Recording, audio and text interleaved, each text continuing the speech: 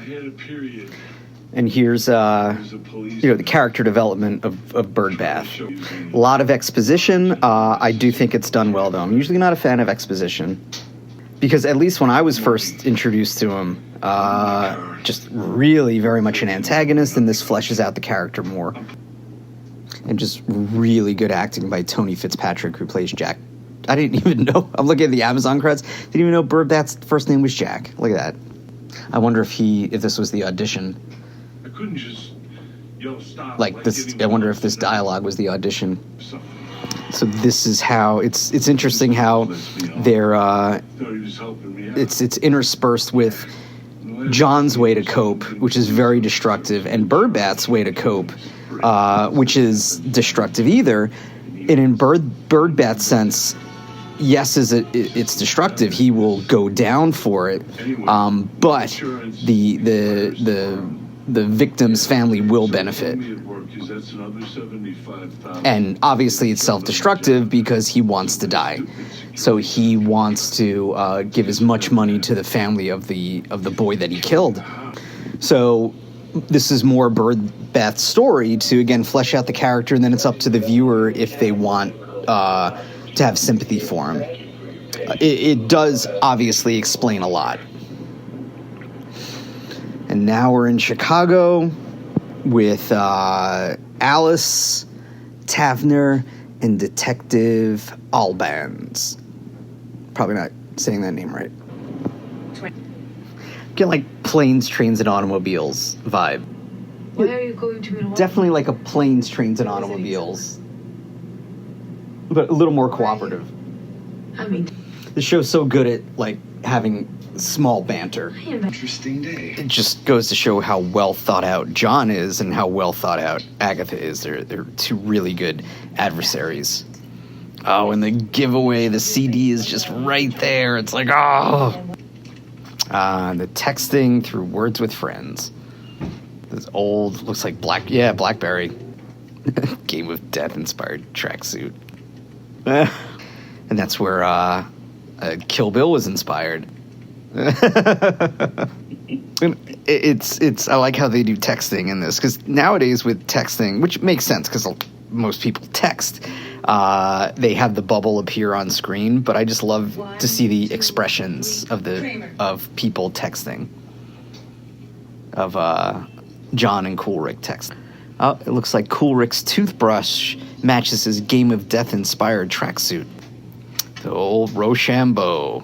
And this is just a great setup for the intense Rochambeau that John and Agatha do. It's like, oh no, she's just playing the Timmons and Saperstein CD.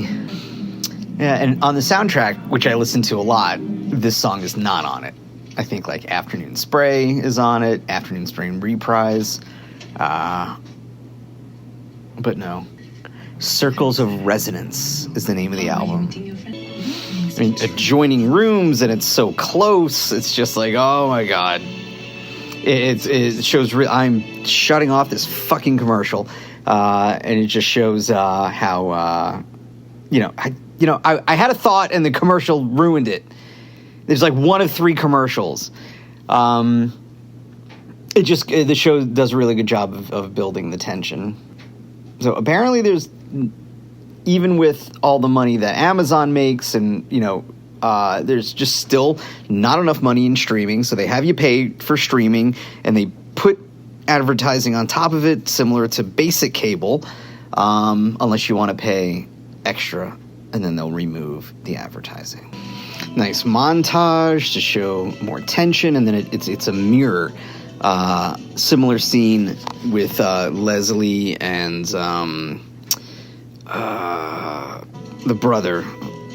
I don't know his name. It's not coming up on the cast. Oh, Azar Usman, who's playing Kaiman Kandahar. He's kind of a dick, Leslie. A likable dick. Man on a mission. Just incredibly lucky timing. Some unenthusiastic applause for Leslie. This is Leslie's wheelhouse. Oh, John, he's using his right hand. Oh my god. Oh, and just like that, he was able to switch. Again, the timing.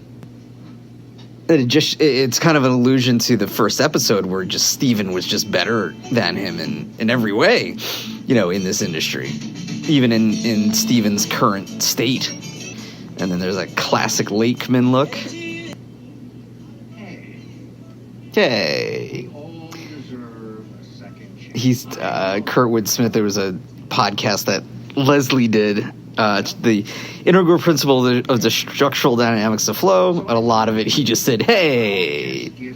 So at least the Duck Hunt buys him time. That song New Morning, it's very Bob Dylan, but I don't know who sings it. It might be Stephen Conrad. Let me see if does Amazon have the music on their X-Ray. Oh, maybe it does. Oh, it's a good feature, that X-Ray. Resonate. Oh, that is Bob Dylan. New Morning. Okay. Oh, wow. And then it has some romantic pieces. Keiichiro Ishii. Double Great. Oh, very nice. Oh, and Ennio Morricone song. And John sitting right by the circles after Leslie's speech about the circles. For the piping. Again, a lot of this show is just working out with timing. It's scary because not too many people know about John.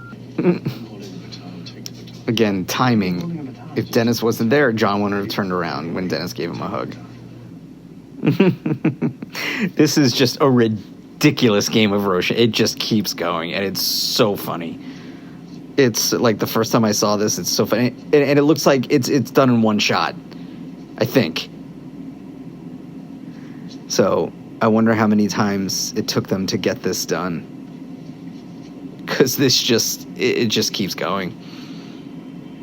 I think it started around 10 seconds ago. So let me just get an approximate of how long this is. I wonder if they're trying not to laugh. I don't think they've done paper in a while. Oh, there you go. Like, I wonder, if the director's just yelling offhand what to do. I think it's been going on for 45 seconds, and it's still going. So they cut, but she got,